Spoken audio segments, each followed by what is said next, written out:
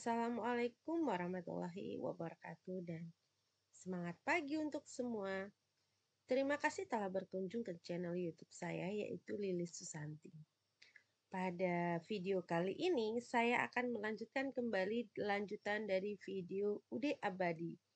Video kali ini merupakan video bagian ketiga. Ini bagian pertama, kedua, dan kali ini adalah video bagian ketiga. Di mana bagian ketiga ini terkait soal penyusunan laporan keuangan. Di dalam video kali ini yang akan saya kerjakan adalah bagian dari soal penyusunan laporan keuangan pada UD Abadi. Di dalam soal penyusunan laporan keuangan terdapat beberapa yang harus dikerjakan. Jadi di dalam petunjuk soal disebutkan cermati angka-angka yang ada di neraca saldo sebelum penyesuaian. Nah, ini adalah angka-angkanya. Bisa dilihat di neraca saldo akhir.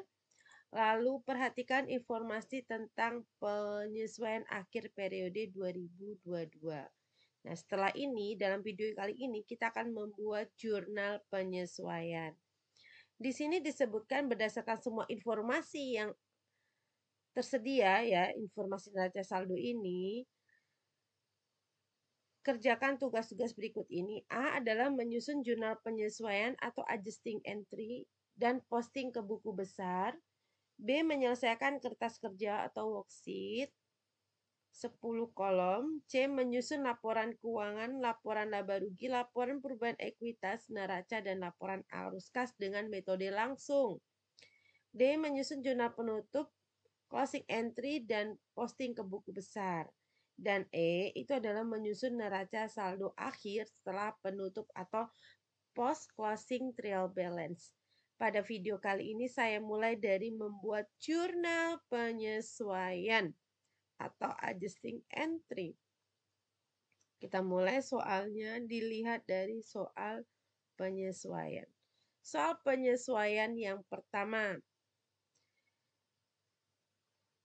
Persediaan akhir store surplus dinilai 11.625.000 ya. Pada soal kali ini saya agak ubah sedikit. Saya mau revisi dalam soal dengan asumsi yang berbeda angkanya. Saya jadikan angkanya jadi 1.625.000. Ini asumsinya yang diubah. Nah, langkahnya sama. Kalau asumsinya adalah 1.625.000, kan di sini persediaan akhir store surplus. Jadi di neraca saldo ini, trial balance neraca saldo akhir, yang kita lihat itu adalah fokus angka dari store surplus seperti ini. Kalau angkanya 10.300.000, persediaan akhir 1.625.000. Di sini angka terakhirnya itu harus tertinggal 1.625.000. Ya, ini contohnya. Lalu kita ke lembar jurnal penyesuaian. Nah, ini ada lembar jurnal penyesuaian. Tinggal kita buat tanggalnya 31 ya. Di sini kita buat debitnya adalah beban ya. Untuk penyesuaian ini kita taruh bersebelahan sini. Beban penyesuaian untuk beban perlengkapan, berarti store surplus expand debitnya.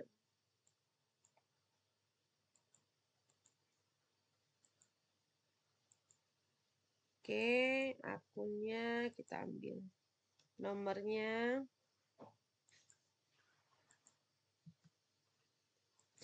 nilainya adalah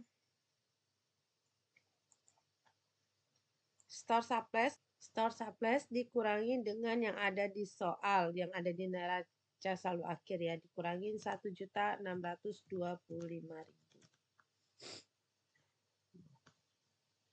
Di sini.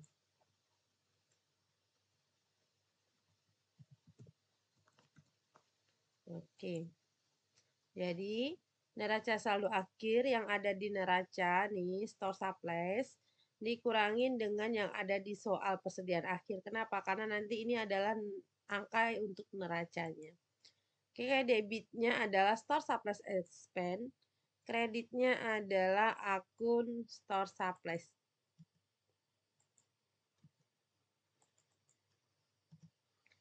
Ini dia, angkanya sama, debit kredit sama ya. Didapat dari angka store surplus dikurangi dengan persediaan akhir yang ada di gudang. Itu adalah jurnal untuk nilai store surplus expense-nya. Lanjut dengan penyesuaian yang kedua.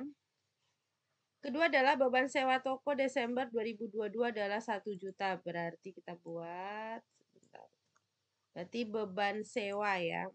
Berarti beban sewa.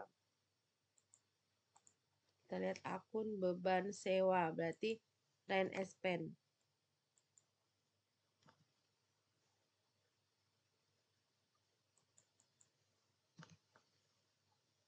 Oke.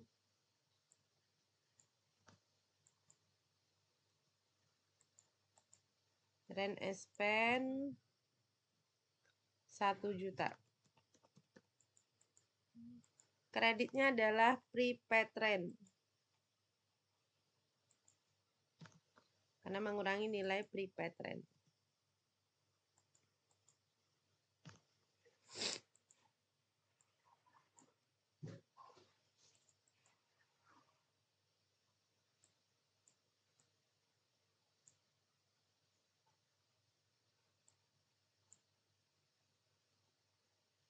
Ya, ini dia 1 juta.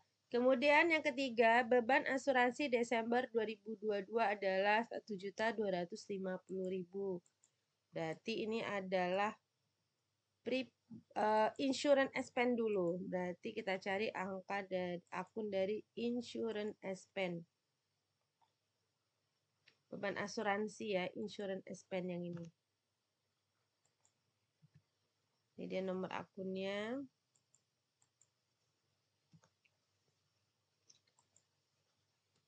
Lalu kreditnya adalah prepaid insurance.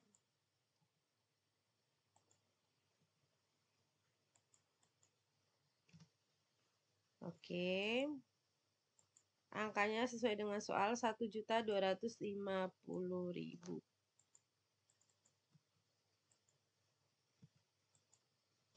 Oke, kalau udah lanjut ya ke bagian nomor 4, penyesuaian berikutnya. Tafsiran kerugian piutang dagang 2,5% dari saldo per 31 Desember 2022. Sama halnya soal yang di awal saya ubah.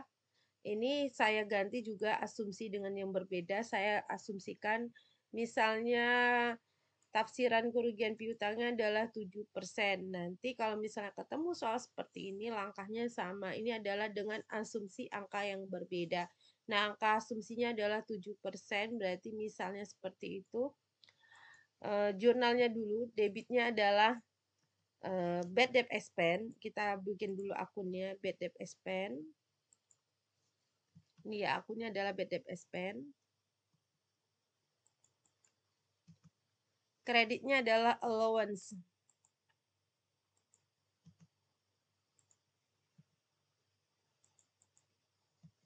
Nah, ini adalah akunnya. Nah, di sini disebutkan dengan asumsi tafsiran kerugian piutang adalah 7%. Berarti gini caranya. Sama dengan 7% dikali dengan nilai yang ada di neraca saldo akhir untuk account receivable.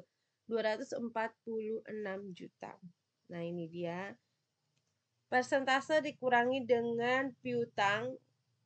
Persentase dikali dengan piutang ya, 7% kali dengan piutang 246 juta ya.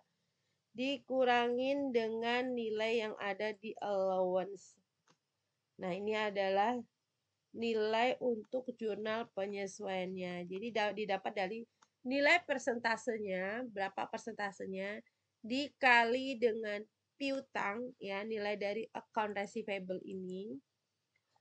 Lalu setelah itu dikurangin dengan allowance-nya.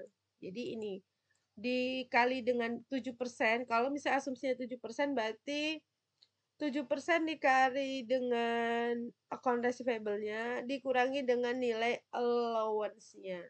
Itu adalah langkah untuk menghitung besar beban kerugian piutangnya. Tafsiran kerugian piutangnya dilihat 7% dari piutang berarti 7 kali ini.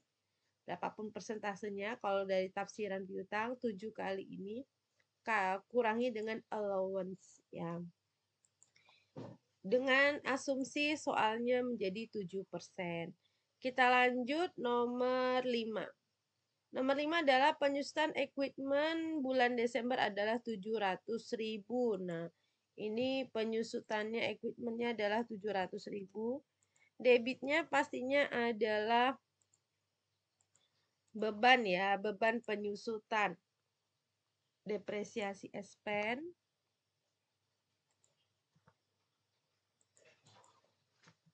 Kreditnya adalah akumulasi penyusutan. Yang ini, equipment akumulasi depresiasi.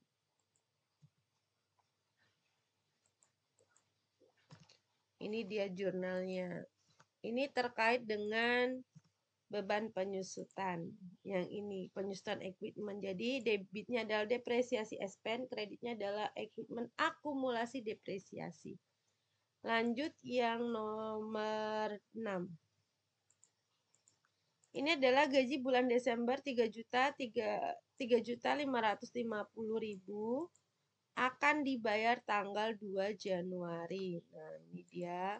Berarti ini adalah bebannya, beban gaji ya. Kita cari akun beban gaji di sini, yaitu wage and salaries expense. Ini dia akunnya. Kreditnya, karena akan dibayar di bulan Januari, maka kreditnya adalah akun expense payable atau hutang beban ya. Expense payable itu adalah hutang beban. Nah, seperti ini adalah jurnal terkait nomor 6, gaji Desember yang akan dibayar di bulan Januari. Debitnya adalah wage and salaries expense, kreditnya adalah expense payable. Oke, lanjut penyesuaiannya. Ada 2 lagi yang terakhir.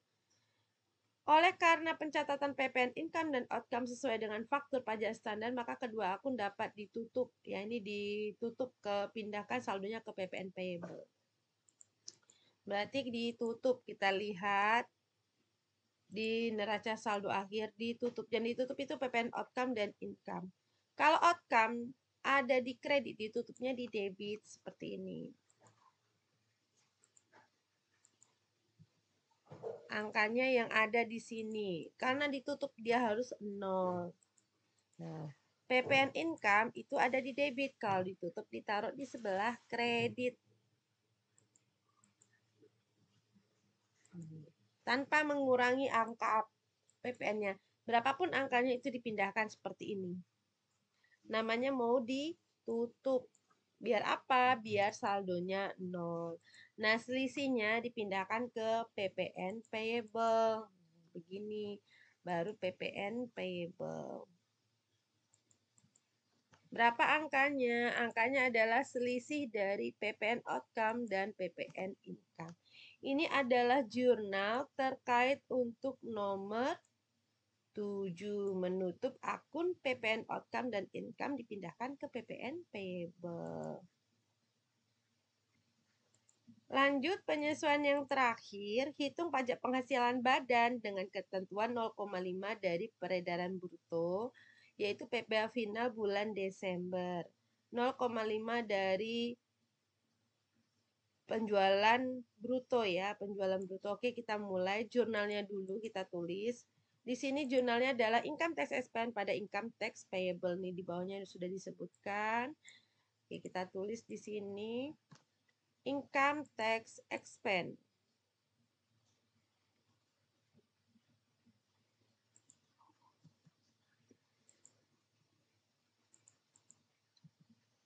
Dan income tax payable.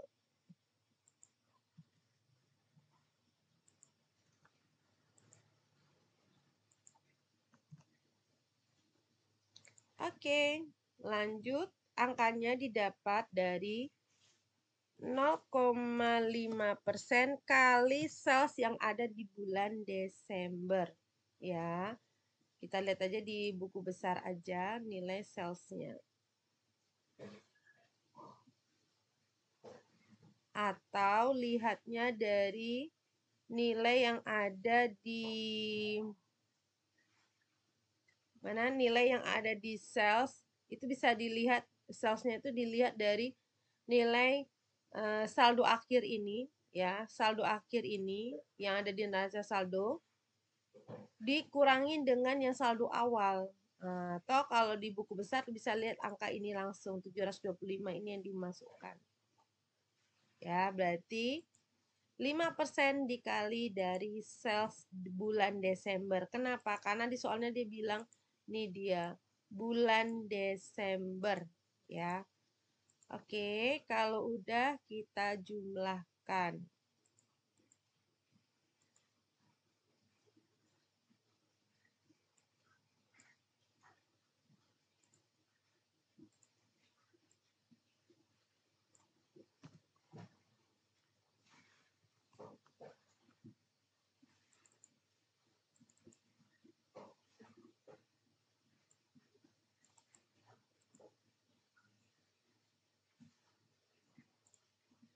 Demikian video kita kali ini terkait membuat jurnal penyesuaian yang ada di soal UD Abadi.